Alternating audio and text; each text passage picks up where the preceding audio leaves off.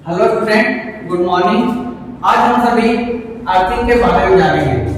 Earthing में कुछ points ऐसे होते हैं जिनके बारे में जानना अति आवश्यक होता है। तो आइए हम लोग समझते हैं अर्थिंग में कौन कौन से मुख्य बिंदु होते हैं। तो अर्थिंग में सबसे पहला अर्थ इलेक्ट्रोड होता है। क्या होता है? इसे हम अर्थ इलेक्ट्रोड कहते हैं। फिर इस भाग को हम लोग क्या करते हैं? अर्थ लीड कहते हैं।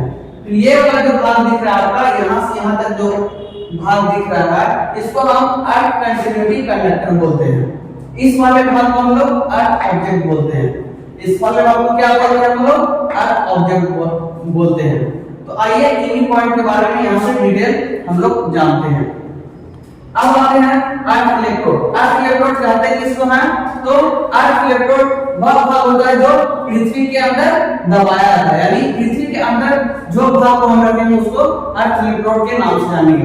अर्थ इलेक्ट्रोड में हमारा पाइप भी हो सकता है, रॉड भी हो सकता है, स्ट्रिप भी हो सकता है और भी कुछ हो सकते हैं, लेकिन प्रॉपर वे में हमेशा कॉपर धातु का ही दिया जाता है। अब हम लोग अर्थ लीड के बारे में जानते हैं। अर्थ लीड क्या है?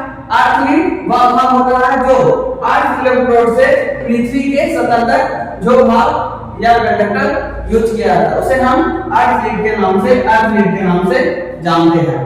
अब अर्थ कंटिन्यूटी कंडक्टर होता क्या है? तो अर्थ कंटिन्यूटी कंडक्टर में अर्थ लीड से हमारा उपकरण को जोड़ने वाला जो कंडक्टर होता है उसे हम अर्थ कंटिन्यूटी कंडक्टर के नाम से जानते हैं। अर्थिंग ऑब्जेक्ट होता क्या है? तो वह भाग होता है, वह उस उपकरण को कहते हैं जिसे हमें अर्थ करना होता है, जिस भाग को हमें अर्थिंग करना होता है उस भाग को या उस उपकरण को हम लोग अर्थिंग ऑब्जेक्ट के नाम से जानते हैं।